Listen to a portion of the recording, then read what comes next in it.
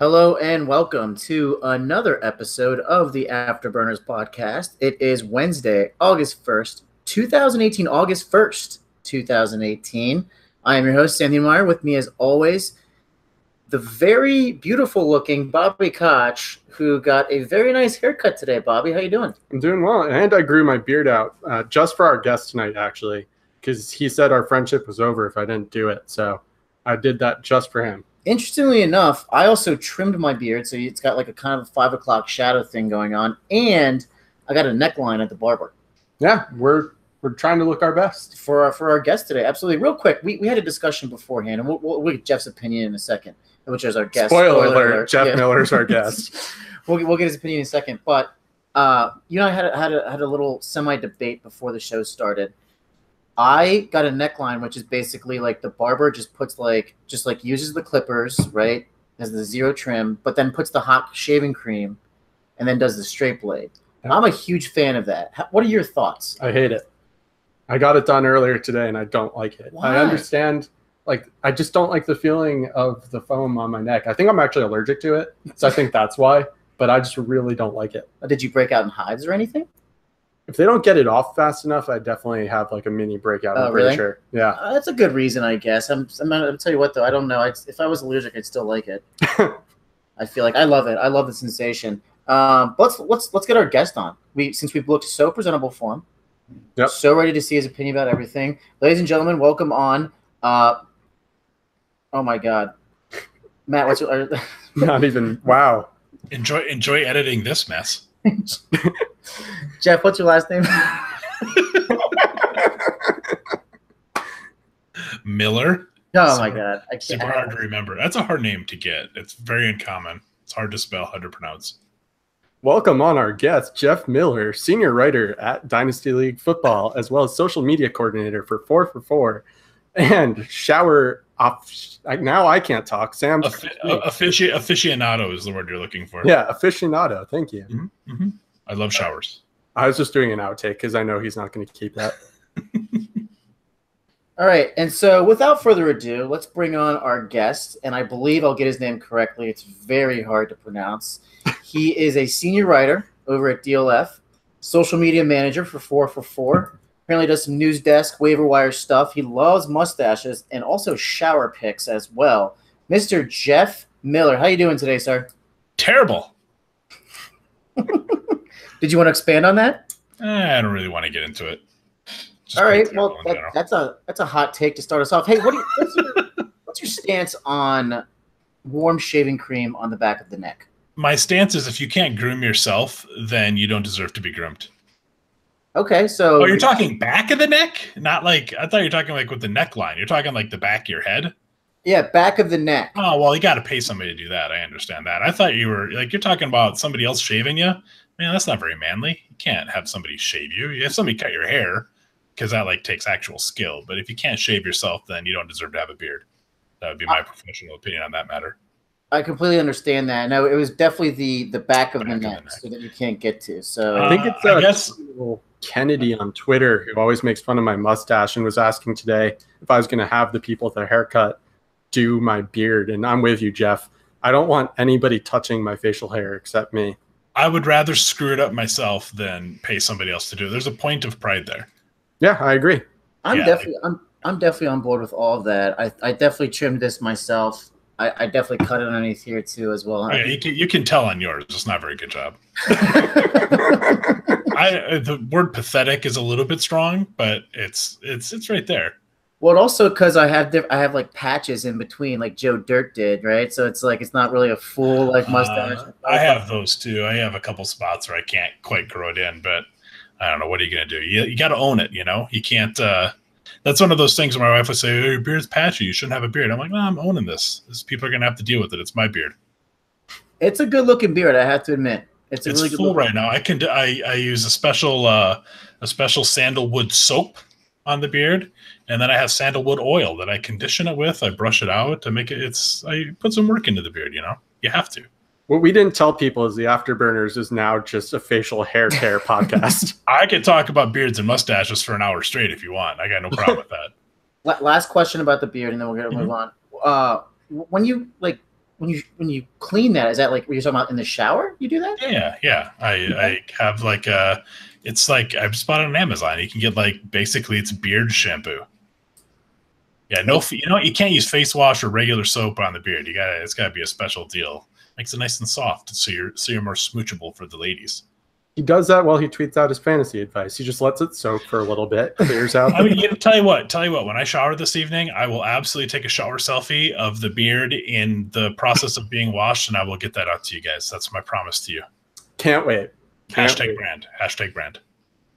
Stone cold lead pipe lock of a shower tweet later on tonight. All right, guys, we're going to move on. We're going to talk some football. We have a great show for everyone today. We're talking Mitch Trubisky and his somewhat prospects of the, well, not somewhat, but definitely prospects as the Bears lead quarterback. We're also going to talk a little superhero stuff. Jeff not only loves mustaches and beards, but can talk some superheroes as well. We're going to see what quarterbacks compare to what superheroes and why.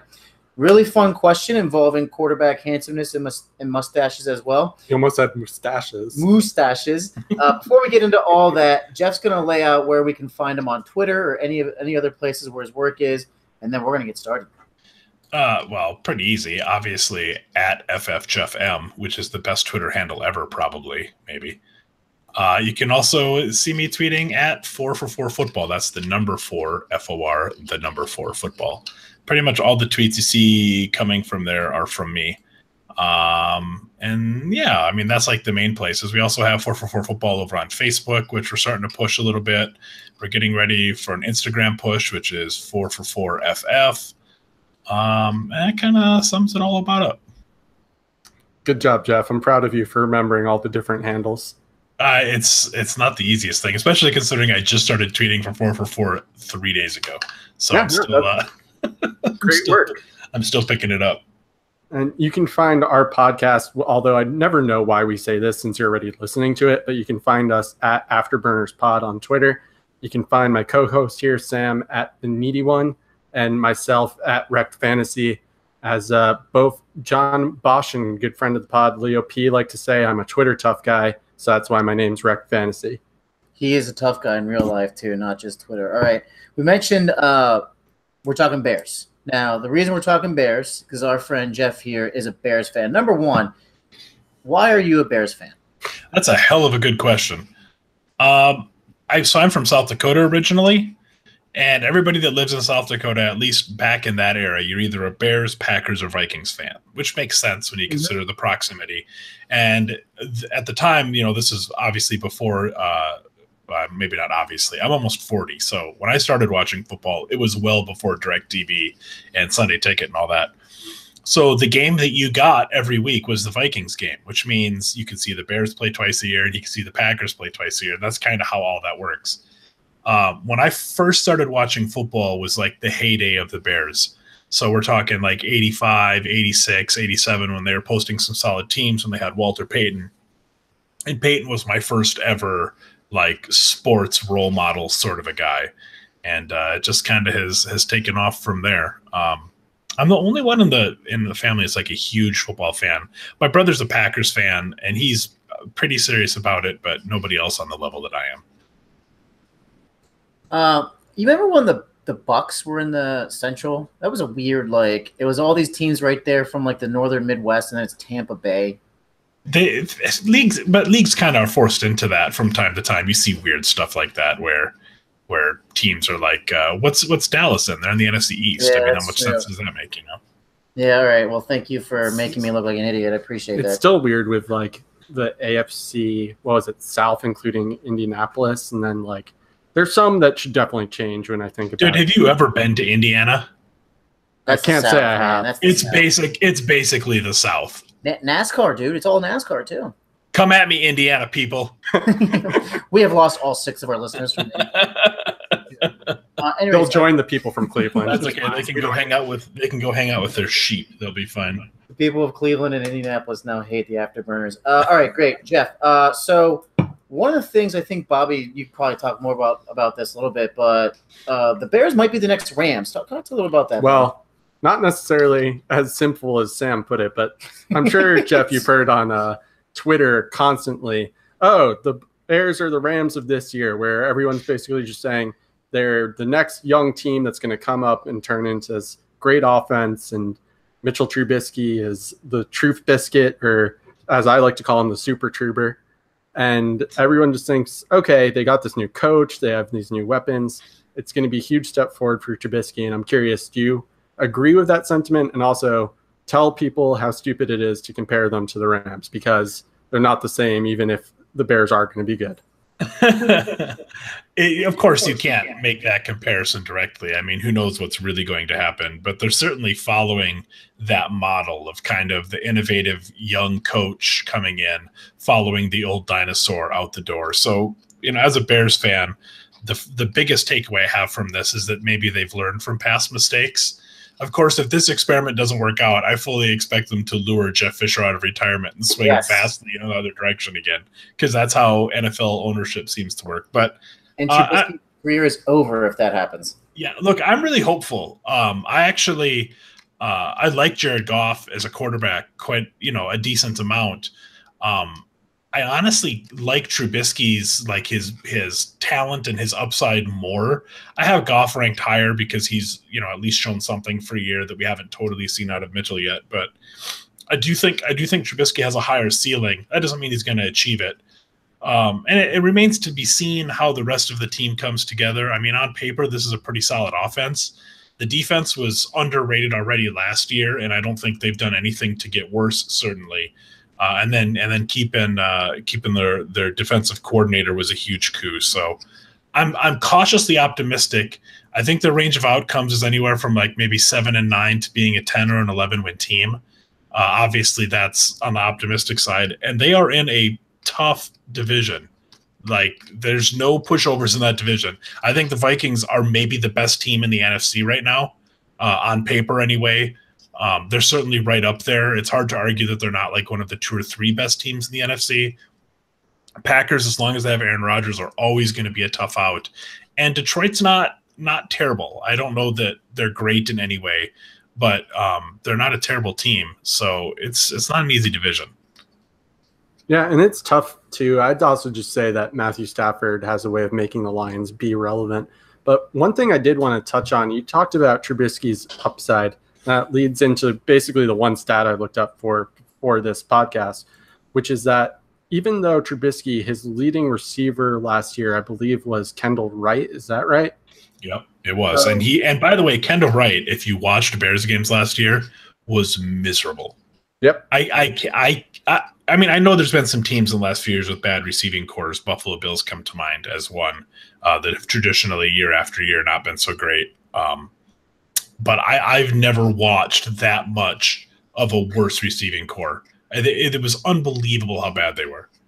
Yeah, they're pretty bad, and that just leads into this point, which is that he had, I believe, 12 starts, and of those 12 starts, 7 of those he was a QB2 or better, and 3 of those he was a QB1 or better. And keep in mind, that was with Kendall Wright as his wide receiver 1.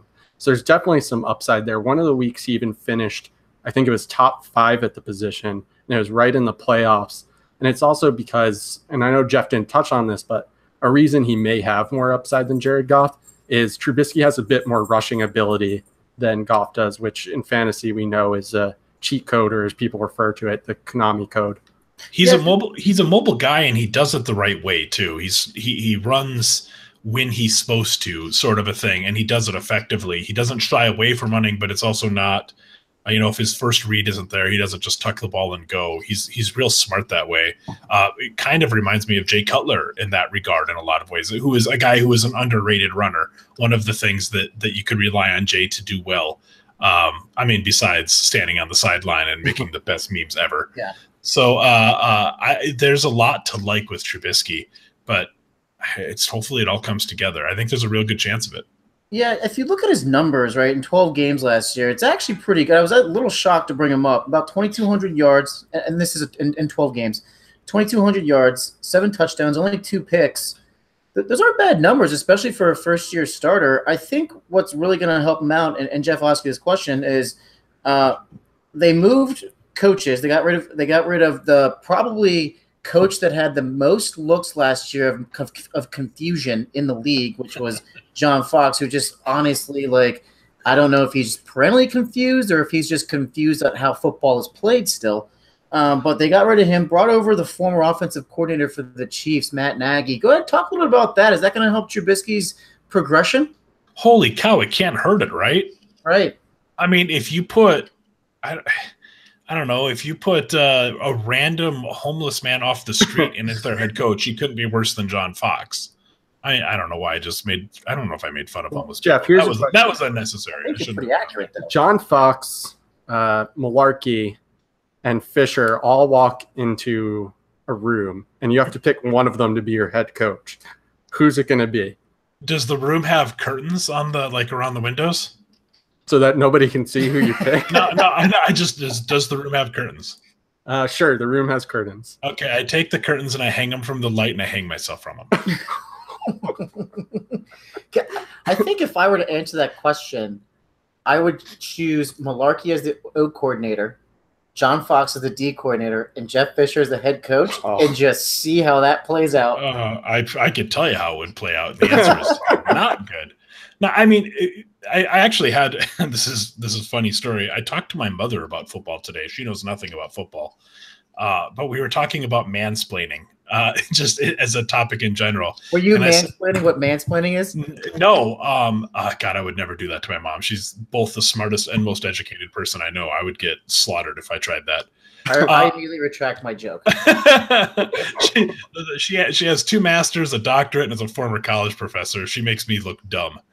Which I guess mom, if you're listening, Sam is sorry. Very. She's not listening. You're fine. So we were talking about mansplaining, and I said, you'd be surprised how much I get stuff mansplained to me. You know, she said, oh, I suppose guys in sports, and they're always, oh, I know better than the coach. Like she's doing that thing. I said, well, actually, sometimes we do know better than the coach. And so we had a long discussion about John Fox in particular. Look, Matt Nagy might not end up being a good NFL coach, but he can't be worse than John Fox for the development of that offense. Yeah. He literally can't. And when you look at how the Chiefs offense took off under him in the second half, maybe he ends up being bad at managing a team and all of that stuff. But I have confidence in the play calling end of things. And so for me, the worst case scenario is that Trubisky has a good chance to develop. And if it doesn't happen, it doesn't happen. But everything's laid out well for him. They've done a good job of surrounding him with the right type of talent. They have what they need at the running game. They have a fairly strong offensive line. They have not just new different receivers, but the way they've built the receiving core, I think, is great. They have more of a possession, sort of a jump ball, can do a little bit of everything guy in Allen Robinson. They have I was saying an elite deep threat might be overselling it, but they have a really good deep threat with Gabriel. And then they have a guy that can play both inside and outside, that runs routes. That's where he's supposed to be when he's supposed to be there with Miller. And then they bring in an athletic guy like Burton. Like, they've done all of the right stuff. It's just it really kind of comes down to Trubisky and his development now. Bobby, talk about some of the weapons there. Jeff was just going over them briefly. Talk about some of the weapons you like that are going to help Trubisky's progression. Yeah, Jeff just talked about everyone, and I like everyone. About a season ago, and this is one of my mea culpas, I said that Taylor Gabriel was going to go for 1,000 yards last season or something like that, I think. I was super high on him breaking out with the Falcons. I thought that he would really turn it into something bigger, and he didn't quite do that, but I still really like him. And then Allen Robinson is coming off injury, but he's someone that, as Jeff said, can kind of be that 50-50 guy, possession guy. And Anthony Miller, you hear nothing but glowing reports about Anthony Miller. The one other thing I'll add there is, and everyone already knows this because I wrote an article about it, I like Jordan Howard. I don't know how Jeff feels about Jordan Howard, but I actually really like Jordan Howard, and obviously Tariq Cohen is going to be a good pass catching back, I think. But Jordan Howard has managed to get things done with, as Jeff just said, one of the worst offenses that I've ever seen in my time watching football, and yet people seem to hate on him. So I think Jordan Howard can also help open things up for Trubisky a bit. Let me follow that up with Trubisky. Right now, where is he? Where do you see him? Is he a QB1, QB2 on the fringe, or is he eventually going to make that trek towards QB1? I'd say mid-range QB2 as soon as this year. Yeah, I think that's right. I think that's kind of a crowded territory to be in, but I think that's right. That's about where I would put him. The Jordan Howard thing, I think there's some level of distaste for him in the fantasy community. And I think that is people confusing real world running back and fantasy running back. Let me rephrase that. Not even real world running back, because he's a good real world running back, but the value of a real world running back to his NFL team. I think that when we have guys that kind of fit more of that traditional 2-down style, which, as we know, is really outdated nowadays, it not only doesn't have great utility in the NFL, but there's reams of evidence that tells us that sort of a running back is actually a hindrance to offensive production. And so we know all that, but I don't think we should let that taint what Jordan Howard is as a player, which is a really good 2-down running back who doesn't have to catch that many balls to end up being an RB1 with the workload that it seems like he's going to get. So, if you want to argue they're going to dial Howard back to 200 carries or 200 touches, that's an argument that I think is a fine argument to make, and I'm willing to concede that that's a possibility. But if you look at the prognosticators, you look at John Paulson, my boss at 4 for 4 and his projections, and you look at guys like Mike Clay, whose set of projections are always real wonderful. They're still projecting solid volume for Howard. And you don't need to catch that many balls when you're as effective he is on the first 2 downs to be a top 15 fantasy running back. Again, if we're talking more on a dynasty front, what that means for Howard long-term and how he stays in that offense, I think that is going to rely directly on what he can do in pass pro and directly on what he can do with catching the ball. But if coach speak is to be believed, and Lord knows it isn't always, he's made strides in those areas, and he personally is making the right noise about knowing he needs to do those things, and there's reports that he's putting in the extra work. If all of that happens, I don't see why he can't be Marshawn Lynch light. That's the gold standard of that kind of player. And I'm not sure that Howard is that much less talented than Lynch is. In the article I wrote about him a while ago called something like Jordan Howard, an inconvenient running back, and I made a bunch of inconvenient truth references. I actually said that he had very similar start of his career stats to Adrian Peterson and Marshawn Lynch, and tried to make the point that if they were playing today and started their careers the way they did, people would be hating on them too for not catching passes, and they'd miss out on 10 years of very good fantasy running back production. I'm just looking real quick at 4 for 4. I'm going to share behind the curtain proprietary information. Inside information. John has him down for 262 carries this year. That's a lot, guys. Like, that's top 5-ish in the NFL level sort of carries. And when you're as good of a runner as he is, and you're getting that many touches, you can't ignore that, even if that isn't the ideal situation for the Bears offense from a fan's perspective. And look, to your credit, Nagy's he's a little bit more aggressive than John Fox's staff or John Fox ever could be. It's very possible Howard and to an extent Cohen are both going to be utilized not just as pass blockers, but also pass receivers, a lot more screens, a lot more, maybe they line up in the slot or something. I mean, I don't see that happening a whole lot because the receiving core has definitely been completely revamped after last year's debacle. So you never know, like that. All of a sudden, that 262 touches, maybe it goes up to 300. They're also reportedly running out of the shotgun more, if I understand correctly. And Jordan Howard's better at running out of the shotgun. He's a beast out of the shotgun. Trubisky loved playing out of the shotgun in college. Yeah, he ran from at USC. He was in the spread. All of this means good things for Trubisky, in my opinion, especially if Howard carries the ball that much, because that just means that they may ask Trubisky to throw a little bit less, but he'll be able to have more wide open guys because they'll have to worry a bit more about Howard carrying the ball. If you have concerns about Howard in terms of a dynasty asset, my advice to you is buy now, sell in a year. I don't think this is the year that they go fully away from him in that run game. I think it's more likely to happen next year, and that's based largely on Trubisky's development. So I don't see that as this year. He's one of the guys that I've kind of been quietly targeting for trades in dynasty leagues in the last couple of weeks. Howard has been kind of one of those centerpiece guys I've been doing that with. Yeah, so you heard it here first. My article about Jordan Howard being a good running back has been officially endorsed by Jeff Miller. Yes, that is it's Pulitzer quality, really. Yeah, I'm writing for awards on DLF. We just don't know it yet. Bobby, give me your final thoughts on Mitch Trubisky. Listen, I can't give I know you like him. I can't give an unbiased opinion on Mitchell Trubisky or Mitch. I guess he went back to being called Mitch, which I guess is a thing.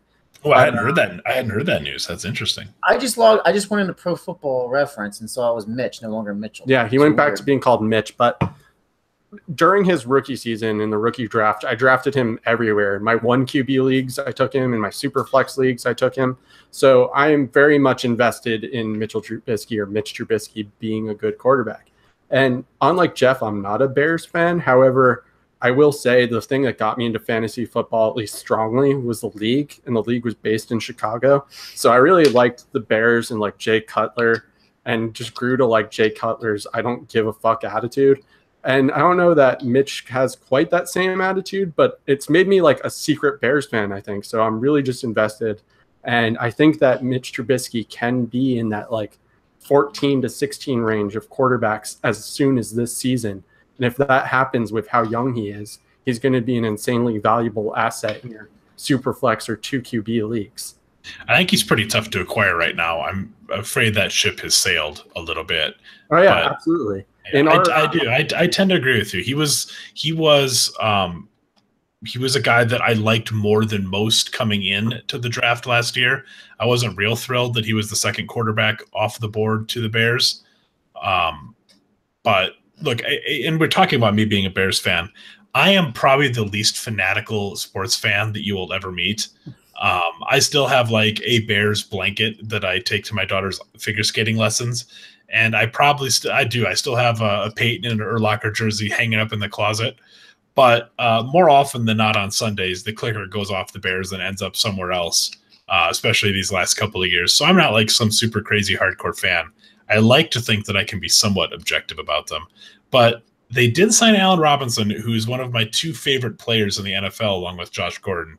So maybe the crazy fan Jeff is about to come back. I don't know. It's getting pretty tough. I've been very tempered with my excitement, but the whole Allen Robinson thing and then the Matt Nagy, god dang, I'm kind of excited for this season. I got to be honest. It's going to be a good one, I think. And I also agree that it probably is too late to buy Mitch Trubisky. We were Sam and I were in an auction league, just really quick to finish up on the thought, with a bunch of industry guys, including a good buddy of yours, I think, too, Waz.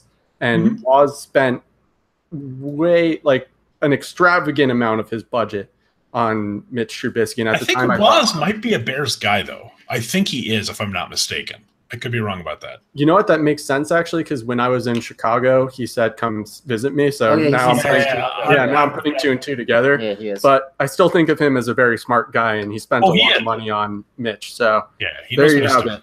If you have the opportunity to acquire Mitch Trubisky, do it. Hey, Jeff. Yeah. Who would win in a fight, Ditka or God? Is this mini Dika or is this full size, playing weight Mike Dika? Yeah, no, it's full size playing weight. This is a real tough one, but I'm gonna go with Dika by KO in the first. Yeah, trick question there, Jeff. Ditka is God. Fair play to you, sir. I'm having a heart attack. For those of you too young to know what that is, that's me and Jeff showing our age on old SNL skits. You are also too young to know what that is, I suspect. But hey, I'll roll with it. Definitely not. I mean, I know what it is, but I'm too young to know what it is. All right. One of the things that's really fun, and Bobby, you can shed some more light on this too. Jeff, apparently you're a giant superhero fan, and you helped out Bobby with some articles or something. Bobby, shed some light on this. Yeah, so I wrote a superhero quarterback comparison article for 2 QBs that was decently popular, I thought. And people to this day still tell me, you know way more about comic books than I do. You're talking about all these heroes I've never heard of. but at least one or two that they often mention, and I think one of them is Booster Gold, was one that Jeff gave me. And Jeff is someone that I talk to about comics pretty much weekly. We have a tweet thread going where we just share what comics we picked up that week. If you look around, you can see a really beautiful Wonder Woman cover that Jeff shared earlier today. I don't know why we're both messing up Jeff's name tonight, but that's really something that's I've been called way worse by my wife earlier today. It's fine. On brand for the Afterburners podcast. Just messing up names. But no, he's a big comic book guy, as am I. If you're watching, and none of you ever watched, but if you are watching, you'll see in the background, I have some superhero stuff. I have Spider-Man's eye mask, and as well as Batman, Robin, and Superman all hanging out old school style. But I thought it'd be fun, since we have Jeff on, to do a live superhero quarterback comparison and give the reasons as to why. So the question that I asked was, who is your favorite superhero, and what quarterback would you assign them to, and why? Yeah, asking who your favorite superhero is to somebody that's been reading comics since the mid-90s is kind of like asking somebody with 5 kids who their favorite kid is. I mean, they might have one, but they don't want to say. This is a less popular view because, like if you're a DC guy, I'm a DC guy, everybody would instantly go to Batman, which makes sense. I mean, Batman is probably the coolest superhero, I think, in the entire comic universe. I think Batman is the coolest superhero. I'm a Marvel guy, and I'll agree with that. But for me, it's Superman, and there's a handful of reasons for that. First of all, it was the first guy that I ever fell in love with in terms of comics. He was the guy that I read initially. And I actually didn't start reading Batman, aside from here and there, until a few years ago. So it was always Superman, and then just kind of what Superman stands for. I know this is a little bit corny, but the pure goodness that is Superman. He doesn't have that dark side that's kind of become trendy, like they're trying to give him in the movies, which is infuriating to me. He doesn't really have that. He's just pure goodness all the way through. And this is going to go real corny, but with the way the world kind of is today, the climate, both politically and socially in this country, there's something reassuring to every week, every Wednesday, going and picking up my comic books and knowing there's going to be a Superman title in there where you just have this guy that kind of stands for everything that's good. So for me, it's Superman, and second place really isn't that close, and I don't care if it's corny. I'm at peace with that. And who's the quarterback that you would assign Superman to? Nobody's worthy of that. Like maybe Peyton Manning, without the sexual assault allegations at Tennessee. I mean, I don't know. I don't know who you assign that to. Maybe Tom Brady, before we found out he was kind of a dickbag that we found out in the last few years. It has to be, maybe Aaron Rodgers. I mean, he's probably the best quarterback in the NFL, with apologies to Tom Brady and Drew Brees. Maybe Drew Brees, because you want to talk about somebody that's maybe Drew Brees is the guy. Not necessarily the best player in the NFL or best quarterback in the NFL right now, but you want to talk about somebody that nobody's ever said a bad word about, that does amazing community work down in New Orleans, both with Katrina and since then. Yeah, you know what? It's Drew Brees. I think that's fair. I like that. Drew Brees is the Superman. Yeah, Drew Brees is a good guy. I can't argue. Yeah, I think that fits. So I'm sure this is a shock to everyone, but my favorite hero is Spider-Man. Spider-Man is like top 3 for me. I'm right with you. He's there with Superman and Batman. It's those 3. And since Jeff gave his reason, I guess I'll give my reason too, which is my dad was a big Superman guy, and I never liked Superman because I just thought he could win every fight really easily. With apologies to Jeff, and we've had this conversation. I've since somewhat changed my opinion on Superman. But the difference between him and Spider-Man, at least to me, was Spider-Man often got his ass just absolutely kicked, but wouldn't give up. He would be like bleeding out, all his internal organs are shattered, and he's still like, I have a responsibility to stop whoever this is from doing whatever they're going to do, and I'll make great sacrifices to do it. And that just really resonated with me. I can't say that I have, for my quarterback comparison, I have like a really great reasoning besides like his, and I said this in the quarterback comparison article. It's not so much about this person's personality, because I agree with Jeff, most NFL personalities are pretty not great. It's more so their athletic ability. So I think of them as somewhat agile and a pretty quote unquote strong fighter. To me, it's Marcus Mariota, and I'm expecting a bounce back this year because he has the legs, he's agile. He also just seems to have like a don't give up attitude, even if he has like a pass intercepted that I think in the playoffs, it was what he like bounced it off someone else back to himself. So Marcus Mariota strikes me as a guy who doesn't give up despite the odds. He was playing through a hamstring injury, and I'll give him Spider-Man. And I also have been a Marcus Mariota fan for a while, so I'm probably a little biased there. Can I pitch one to you for Spider-Man? Sure, go for it. And I think that it's going to require some good play this season for this to totally make sense. But how about Tyrod Taylor? Yeah, that would work too. He's a guy that is, I think, better than everybody thinks, or than most people seem to think. Just like Spider-Man, nobody seems to want him. I mean, like Spider-Man gets crapped on by the press. He gets crapped on by the people of New York City. He gets crapped on by his fellow superheroes all the time. I thought like it's like, oh god, Spider-Man. Because I talk about loving Spider-Man, and everyone's like, "That's your favorite hero? That's lame."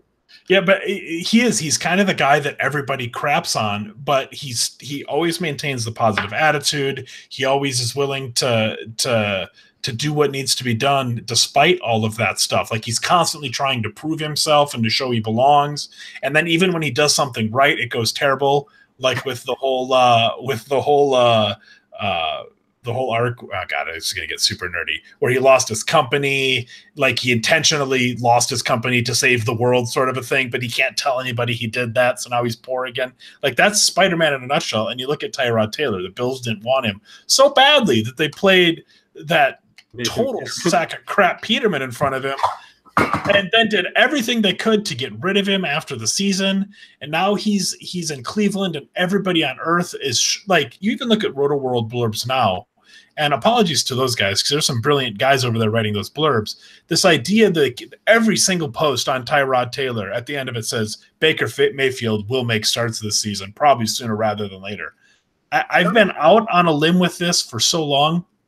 Taylor's starting all 16 games this year if he doesn't get hurt. And not only is he starting all 16 games, he's finishing as a borderline quarterback one. And that team is going to win like 8 games with him as their quarterback. He's going to be at least good enough. He's going to be at least good enough that they can't pull him.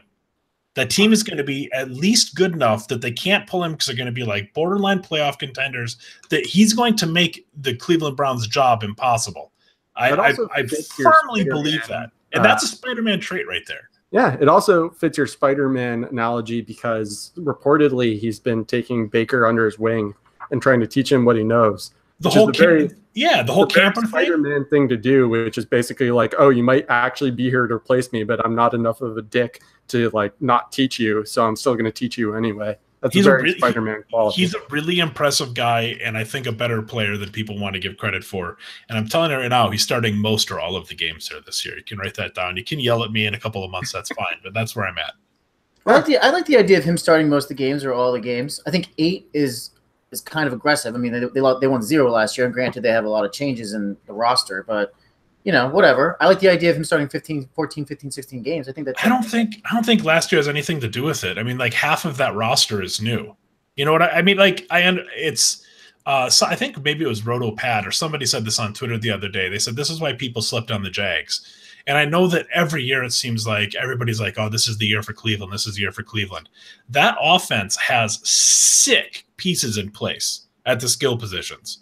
They have Hyde, Chubb, and Duke Johnson has the potential to be like maybe the best backfield in the NFL. And the best total backfield. Obviously, if you have Le'Veon Bell in your backfield, that kind of gives you a leg up. But they have insane depth and quality at running back. They have insane depth at wide receiver for an NFL team. If Corey Coleman can do anything, if Antonio Callaway can be an early round level or caliber player like a lot of people thought he was, minus all the off-field stuff, they have Njoku and they have Seth DeValve, however the hell you say his name, who's shown that he can be a real solid player in fits and spurts in terms of a pass receiving tight end. They have a solid offensive line, and that defense has had so many pieces added.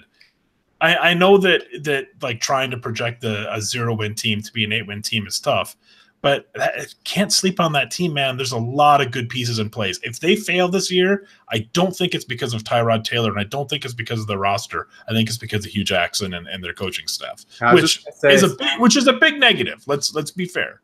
Sam's just upset because Todd Haley left the Steelers to go to the Browns, so he has to shit on them because he's a big Steelers fan. I think Hugh Jackson's a terrible coach, and I love the fact that you say 8 games. I think, okay, well, we're forgetting the complete underlying that Hugh Jackson's in charge of that team.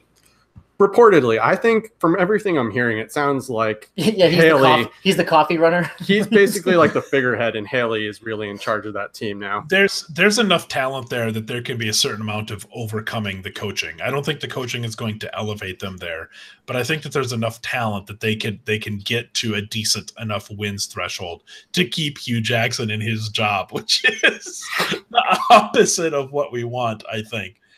We need to go to that room that we mentioned earlier with Malarkey, Fox, and Fisher, and they can all hang out and talk about being terrible coaches. I think the difference is that I think Hugh brings the incompetence. Like, he doesn't have the excuse that like Fox does. Like, Jackson hasn't been around for 100 years. You know what I mean? Like, he should know better. Yeah, I think there's an extra level of incompetence with Hugh Jackson. You heard it here first. Hugh Jackson, a real jabroni. What these superheroes that could be quarterbacks? I jotted a few down. Just a disclaimer: Sam is not a superhero guy. Whenever I talk about going to see like superhero movies or picking up my comics, he basically has the reaction of like, "Lol, nerd." Great. Not so much a nerd, but I just refuse to go see superhero movies because it's pretty much the same thing over and over again. However, that actually is kind of a fair point. I'm not going to argue with him on that. I did jot some down I think could be funny, and I want some discussion. So the one that I have Tom Brady here, and I have him as the Wolverine. And the reason why is because no matter what you do, Wolverine cannot die. And apparently Tom Brady just going to keep on playing and playing. What is that? Is that fair? It's almost like you read my quarterback comparisons article where I made Tom Brady Wolverine. Why can't we make Ben Roethlisberger Wolverine? Well, also Ben Roethlisberger, questionable morality, just like Wolverine. Well, here's the thing about Ben Roethlisberger. So this is a good segue. Ben Roethlisberger is the Silver Surfer, and the reason why is because you're not really sure if he's a hero or a villain. Like his fantasy stats, they could be really good or really bad week to week. How's that? Is that good? I'm surprised you know who the Silver Surfer is. I can't get past that. I read the comics, man. He Googled it for sure. Is that fair?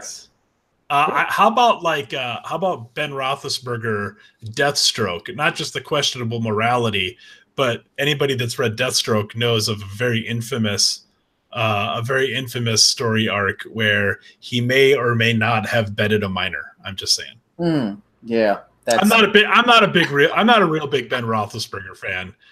People just seem to have forgotten that whole almost certainly raped somebody thing, and I have a hard time letting that one go. I'm just saying. I know that this isn't a political podcast, but it's Jeff to be on here, so this is what you get. As a Steelers fan, I've said this before multiple times, so Bobby can back me up. As a Steelers fan, I almost cannot wait for Ben Roethlisberger to retire because then I never have to mention his name ever again. It's true. I genuinely appreciate that. That's a sensible take that a lot of Steelers fans don't have. Yeah, I'm really not a fan of his at all, with the exception. By the way, even if he didn't rape somebody, still kind of a shitty guy. Yeah, he used to do stuff where he'd go into like Pittsburgh and he'd expect like stuff for free, like at restaurants, and because he's Ben Roethlisberger, like his tips were like bullshit. Like, there's a lot of stories of that. But anyways, we're gonna move on here. What we're saying is Ben Roethlisberger definitely villain, probably Deathstroke. I think Deathstroke fits. All right, I got another one. I'm really not sure about this one, so I want your opinion. I put Cam Newton as the Thing because he's just a ginormous body, and despite my premise as him being very attractive and the most attractive quarterback, as a superhero, he is just huge and will just ball everyone over. How's that? Is that good? You know who springs to mind for me, and he's not a superhero, he's a villain, and you're going to have to excuse me because I'm very much drawing a blank. What the hell is the rhinoceros horn guy's Spider-Man's villain? What the hell is his you know the one I'm talking about? The big huge dude with the rhinoceros outfit that just runs into people. I'm pretty sure he's Juggernaut? legitimately just called Rhino. It's just called Rhino, right? That's what I was thinking. So.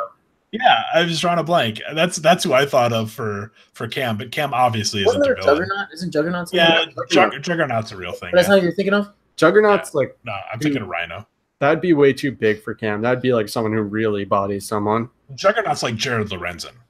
It's just his name's just Rhino. Yeah, just Rhino. That's what I was thinking. Very creative. Jared Lorenzen. All right, what about you, Cam Newton? I don't know if I see that for Cam, because Cam doesn't he runs and he dives over people. I wouldn't say he's really like bodying people too much. That's true. I'd say he's more like a finesse type guy. I can't think of who he'd be off the top of my head, and I don't even remember who I made him, but he's definitely I'd give him someone incredibly agile, like the Flash almost. All right, so another segue. Lamar Jackson, the Flash. Yeah, I mean that makes sense. All right, good. I got one right. All right, just Quicksilver. How about Quicksilver? Oh, that's a good one too. Bear with me. I've got 4 left. All right, now we're gonna get really weird. If you guys are ready for this, I'm just waiting for the Swamp Thing comparison. Go ahead. Swamp Thing. Russell Wilson is Quail Man because he's so undersized, like a middle schooler, but he always gets the job done regardless. And he wears his underwear on the outside of his pants. You know what? He doesn't have to be belt on his head. Russell Wilson does strike me as a big enough dork to wear his underwear on the outside of his pants and call himself a super. Yeah, there's a little bit of a dorkiness to Russell Wilson that's kind of endearing, isn't there? Yeah, definitely. I could see Quail Man for Russell Wilson. Sierra is his Patty Mayonnaise, right? Yeah. Russell Wilson is another guy that could maybe fit that Superman mold. He's kind of got that kind of small town boy sort of a charm to him. You know what I mean? Yeah. Should I move on? All right. I'll stay quiet because I love Russell Wilson, but there's one thing that really bothers me, which is I don't know if you guys remember this, but the whole concussion water thing. I don't think I do. So basically, he went around claiming that these magic bubble water healed his concussions, and people got super mad at him for saying that because they're like, kids are influenced by you, and they're going to think this bubble water you're promoting heals concussions. I mean, being a football player doesn't make you a genius. I mean, sometimes. Well, Quail Man probably took endorsements. Yeah, but no, I'm fine with Quail Man. I'm just saying Superman probably wouldn't push. Yeah, no, that's fair. I don't think I'd heard that story before. Yeah, I don't think I'm making it up, but I'm pretty sure I remember reading about it. My wife just nodded her head, so if she knows about it, it must be a thing. All right, I got three more. Now these aren't like normal superheroes. These are like from movies. So one for Baker Mayfield, I got the comedian from The Watchmen. Hey, oh my God! Did you just call The Watchmen a movie? Well, graphic novel, whatever, but it was a movie. It was a comic book series before it was a graphic novel. Before it was a movie. Just so you know. Well, you're acting like the comedian right now, you dick. Jeff Miller is the comedian. I think I just mansplained The Watchmen to you. That was 100% mansplaining. I'm comfortable with that, honestly. Baker Mayfield is a comedian? Sure. All right. Yeah, okay. 2 more. Blake Bortles is Groot from Guardians of the Galaxy. Because I don't even know what the hell that means. No matter what happens, he will always find a way to grow onto the Afterburners podcast. Thanks to Bobby. Oh, jeez. All right, really quick. Speaking of Blake Bortles, I hung out this past Friday with a bunch of fantasy guys, and one of them recently traded for Blake Bortles in their Superflex league. And then Pete Lawrence, I just always think of him as his Twitter handle, Pete Law, responded, "Oh, you've been talking to Bobby too much." And so now I think it might actually be a side effect of hanging out with me in person. If you hang out with me in person, you run the really real risk of either trading for or drafting Blake Bortles. We should give a name to that, like some sort of a disease name, like Bobby syndrome or something. Sal Lido had coined Bortalism, which is people who are racist. Bortalism. It's like Bortalism is like botulism, but worse. So this isn't Bortalism, but it would be like Blake Nidia. Blake Nidia is pretty good. Or Blake Nidia. Well, there's obviously the STI. Yeah. How about blurpees? No. No, that won't work. Blurpies? That sounds too much like a burpee. Genital Bortleys? Genital Bortleys. I think we're taking this in the right direction. I think it has to be STD related for That's sure. the way I see it. I think, or you could just call it like the Blakes, like the clap, the Blake. The Blake. You get the Blake. Bobby just gave him the Blake. You Yeah, got the Blake. yeah, I think that's probably it. But anyway, Russ, I'm Dynasty Outhouse on Twitter. I'm sorry for giving you the Blake. You got the Blake. By the way, Is there a test you can take for the Blake? Like you have to like instead of like peeing in a cup, you piss on a Bortles jersey and see what happens. What's the test for that? You watch The Good Place, and if the Bortles jokes are like more so funny than they normally would be, you got the Blake. That's the Blake. You gotta piss on Blake. We need to get hashtag the Blake trending. I like the Blake. All right, final superhero, and this comes from the movie Mystery Men. So this is like not a real superhero at all. But Nathan Peterman is the shoveler because he completely digs his team a giant hole when he's on the field. Well, I haven't seen Mystery Men, but makes sense to me. I saw Mystery Men, and it's a not good movie, but it stuck out to me because it was right when the song All Star by Smash Mouth was super popular, and they used that in their movie trailer. So what were you, like -3 years old when that happened? Because that song came out in like 97. Listen, I'm not quite as young as you think I am. Like, you seem to think that I was born like yesterday. Like when people say that kid was born yesterday, you actually think it and mean it. Oh, like, when you get to be my age, everybody seems awful young. That was already established that I'm an old man. All-Star was when the Crips were in. So, like, yes, all right. I'm putting out my official age on Afterburners podcast. I am 27. However, I act probably more like I'm 50-something. Fact. Complete fact. And I know things from people that are like 50-something because I basically have the same taste as my dad. So there you go. I definitely act way younger than your age. That's true. It's reverse. He's older than I am, but he acts 18 and I act like 55. Well, 21 because I can drink legally. I don't know about maybe that. 16. Well, All you right. can drink legally in terms of the age, but with all the restraining orders and stuff, you're not supposed to be drinking. True. I have to watch my step in Manhattan when I'm walking around. All right, let's get to this Twitter question real quick. I think it's really funny. And Jeff, you started off. Now this comes from Eric Flynn. He's just at Eric Flynn. He asks all of our questions now on Afterburners. Yeah. Anytime we put out a poll or anything about what questions you want us to ask our guests, the only one that responds is Eric. So if you're not Eric, step up your game. You're right. So Jeff, start this off because your grooming habits are immaculate. What QB would look the best with a mustache? I don't know that he's officially retired yet, so I'm going to go with Jay Cutler, and here's why. I have this idea in my head of Cutler just showing up for practice like on a Tuesday. So they get Monday off. They played Sunday, they have Monday off. He just shows up and he has a mustache and he doesn't say anything to anybody. And he just has like a porn stash. Yeah. Just like a bad mustache. And he doesn't say anything to anybody and nobody says anything to him because he's Jay Cutler and it's just there. And the thought of that makes me so happy. If Jay Cutler loses his hair soon, like we're gonna look at him and he grows a mustache, we're gonna look at him and be like, dude, you look like Brad Childress. 100%. And he won't care. Yeah, not at all. Even the smallest amount. Have you seen I'm sure you have, Jeff, but you've seen the clips from his wife's show? I've seen the clips and I have all of the shows on the DVR, but I haven't binged yet. I don't watch reality TV because I fancy myself a non-chode. But I'm making an exception for this one because it's freaking brilliant. He is so brilliant. I don't know if I think he has to know that this is like the way people think about him.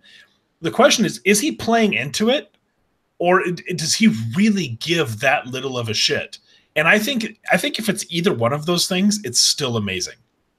He is exactly who I would be if I was a professional athlete, or who I wished I would be.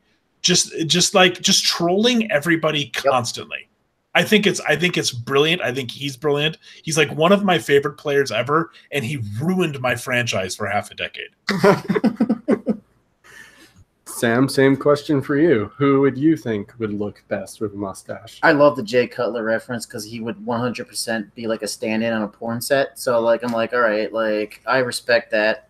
The first thing that came to mind was Aaron Rodgers because he's done it before. He's done it. Yeah, he's done it. And I was like, all right, like I don't remember if this was real. What or not. Sam's saying is he has no imagination, so he just had to think of a quarterback who already had a mustache. You want me to do another? All right. I will say Nick Foles because how funny would that be? He'd look pretty funny with a mustache. I'll give you that. Mine is, and I don't think he's had a mustache. I know he's had a beard, but I want him to just have the mustache. It'd be Andrew Luck, and he'd have one of those old-timey mustaches. Yes. And partially to feed into the general Andrew Luck thing, but also, yeah, so that he could like twist it like a villain and be like, I'm back. And with the wax going up and the little curls. And he'd like put his hands up like this and be like, I challenge you all to some fisticuffs. How great would it be if Luck, when he had finally made his long-awaited return to camp, if he had showed up with a villain mustache and instead of being like this golly gee whiz sort of a guy, this personality that he's always had, he was like went full villain on everybody. That would have been the greatest thing in the history of sports. Excuse me, Dorius Fountain. I'm going to tie you to these train tracks. See? Yeah, he goes full Bill Belichick in all interviews where he's just grouses at people. Oh my God, that would be the greatest thing ever. See? There's so many missed opportunities with NFL players. They should be trolling us more. They really should be, but they don't. It would be the greatest. We need more trolls in the NFL and in sports in general. I want like Joe Flacco to come out and say, I know Lamar Jackson is better than me, and then just walk away from the interview. just whatever. Just that would be so brilliant. But I'm still starting anyway, so deal with it. Yeah, right. Oh man, this was fun, guys. Let's we're running out of time, so I want you to talk about this real quick, Jeff. What's going on over 4for4 football? Tell us a little bit about that, and as we run out of time, and let everyone know what you're doing over there. So we talked about it earlier. I just started running social media for him this week. We've got all sorts of fun plans with it. The main one just being really to kind of engage more with people. They didn't have anybody that was strictly dedicated to that in the past, and everybody's so busy over there, as I'm learning quickly. Luis and Sal were kind of in charge of that. Luis Escalante, I think it's Escalante. I gotta go to mess up my boss's last name, and Sal Stefanile, Stefanile, whatever. I sound like Peter Overzet now. Anyhow, those two guys are crazy busy, and so they've kind of turned it over to me, and we're going to try to kind of ramp up the silliness a little bit and have some fun with it. I'm thinking about trying to get like a rivalry with another site, kind of like Wendy's has with McDonald's. So I don't know, like maybe RotoViz or somewhere. I'm going to start calling somebody out. So we're doing that. I'm also going to write their weekly waiver wire article in season this year. It goes up every Monday morning. I'm actually super excited about that. I haven't written redraft stuff for 4 or 5 years at least now. And so I'm kind of glad to get back to my roots a little bit. And then I'm doing their player news blurbs, which, you know, the thing that Roto World is the most famous for. 4for4 does that and better. And I'll be doing those on Wednesdays, Thursdays, and Fridays. Fight with Roto World, huh? Exactly. Wednesday, Thursday, and Friday in season. I'll be doing player blurbs for them. And then I'm going to keep writing for DLF. I'm a senior writer over there. I don't have anything super pending because I kind of knew this job thing was coming up, and I want to be able to give that my attention in the short term here. But I'll definitely. I've written a bunch of stuff so far this summer for DLF, and there will be more coming there too. Yeah, guys, all the listeners out there, you can find them over at 4for4.com with some of the most accurate rankings since 2012, 2011, something like that. It's also at 4for4, the numbers football. That's the Twitter handle, so check them out over there. Jeff, we had a lot of fun, man. Thanks so much for joining us. We are running out of time, so we're going to have to quickly go to our Afterburners of the week, in which we burn some people. I don't know who wants to go first. You guys want me to lead it off, or? Sounds like you want to lead it off. All right, I don't really have a good one, so I'll lead it off. So one of the things I don't like is when, and this happens a lot, and this has happened a lot in baseball, but it also happens with the Twitter trolls when we're talking football or college football. Listen, they're professional athletes. Everyone's getting paid. If there's a team running up the score on the other team, let it go. You don't need to go to Twitter and worry about it. No one's going to get hurt feelings. If a team is up 20-3 and stealing a base, get over it. Games are like never over unless, until the final gun. In football, guess what? The Browns are getting paid. The Falcons are getting paid. Like, let it go. In college football, they're all getting scholarships, especially D1. So if you're sitting out here and you're complaining about people running up the score because it's quote-unquote bad sportsmanship, you need to go back to 1956, start your fantasy football league, because you'll make a lot of money. But make sure with that you find that flex capacitor before you go back there. So that's my burn. All right, Jeff, do you want to go next, or you want me to go? I'll go ahead. I'll let you finish it up since it's your pod. My burn of the week is Twitter guy that searches for a player name strictly so he can disagree with people talking about that player.